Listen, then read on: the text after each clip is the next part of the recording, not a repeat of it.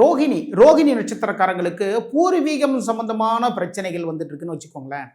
அதாவது நம்முடைய மூதாதையர்கள் சொத்து இருக்கு. இது வந்து பூர்வீகம் தான். நம்ம பிறந்த இடம். அதாவது நம்ம நம்ம வந்து நம்ம எங்க பிறந்தோமோ அதுதான் பூர்வீகம். அது சார்ந்த சொத்துக்கள் இருக்குங்க.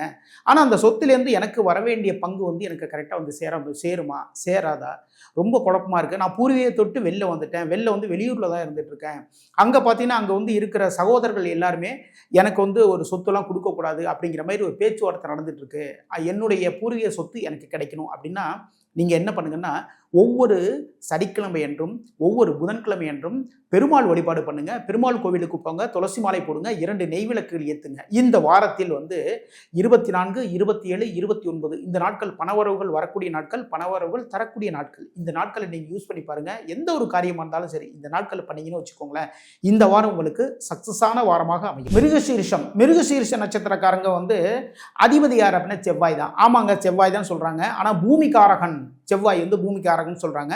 என்னுடைய பூர்வீக சொத்து எனக்கு கிடைக்குமா, அதுக்காக ரொம்ப அலைஞ்சிட்டு இருக்கேன். ரொம்ப ஒரு கோர்ட்டு கேஸ் இதெல்லாம் வந்து அலைஞ்சிட்டு இருக்காங்க. ஐயா என்னோட பூர்வீக சொத்து எனக்கு கிடைக்குமா, பூர்வீகத்தில் வந்து இல்லை, நான் இப்போ அதை விட்டு வந்து வெளில வந்துட்டேன், இல்லைன்னா என்னுடைய பூர்வீக நிலமே இருக்கு, அந்த நிலம் வந்து எனக்கு கிடைக்குமா அப்படின்னா, இந்த பிரச்சனைகள் எல்லாம் தீரணும் அப்படின்னா ஒவ்வொரு வெள்ளிக்கிழமை அன்னைக்கும் நரசிங்க பெருமாள் கோவிலுக்கு போங்க. நரசிம்மர் வந்து பெருமாள் கோவில்லேயே அந்த நரசிம்மருக்குன்னு தனி சன்னதி இருக்கு. அந்த நரசிம்மருக்கு பார்த்தீங்கன்னா பானகம் வச்சு வழிபடுங்க ஐயா. சரிங்களா? பானகம் வச்சு வழிபாடு செஞ்சீங்க அப்படின்னா உங்களுடைய குறைகள் அனைத்தும் தீரும். பூர்வீகம் சார்ந்த தொல்லைகள் குறையும். இந்த வாரத்தில் 23, 26, 28 இந்த நாட்கள் பணவரவுகள் தரக்கூடிய நாட்கள், பணவரவுகள் உங்களை தேடி வரக்கூடிய நாட்கள். இந்த நாட்களை நீங்க முக்கியமான விஷயங்கள் எதுக்கு இருந்தாலும் நீங்க யூஸ் பண்ணலாம்.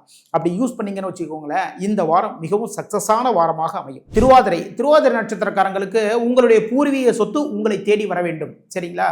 அந்த பூர்வீக சொத்துல வந்து எந்த விதமான பிரச்சனைகள் இல்லாம இருக்கணும். சில பேருக்கு பார்த்தீங்கன்னா பூர்வீகத்தில் வந்து நமக்கு மட்டும் தான் இந்த சொத்துனுடைய பாகங்கள் கரெக்டாக இருக்குன்னு நம்ம நினச்சிட்டு இருப்போம்.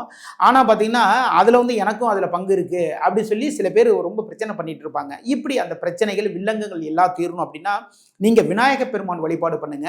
ஒவ்வொரு திங்கட்கிழமை என்றும் இல்லைன்னா ஒவ்வொரு ஞாயிற்றுக்கிழமை என்றும் இல்லை உங்களுடைய திருவாதிரை நட்சத்திர நாள் வருது இல்லைங்களா, அந்த திருவாதிரை நட்சத்திர நாளில் விநாயகர் கோவிலுக்கு போய் அருகம்புல் மாலை போடுங்க. இப்படி போட்டு வழிபாடு பண்ணீங்கன்னு வச்சுக்கோங்களேன், பூர்வீகம் தொடர்பான பிரச்சனைகள் அனைத்துமே விலகும்.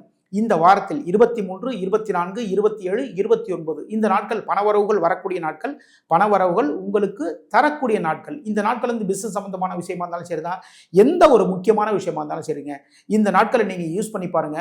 அதன் மூலமாக இந்த வாரம் உங்களுக்கு சக்சஸான வாரமாக அமையும்.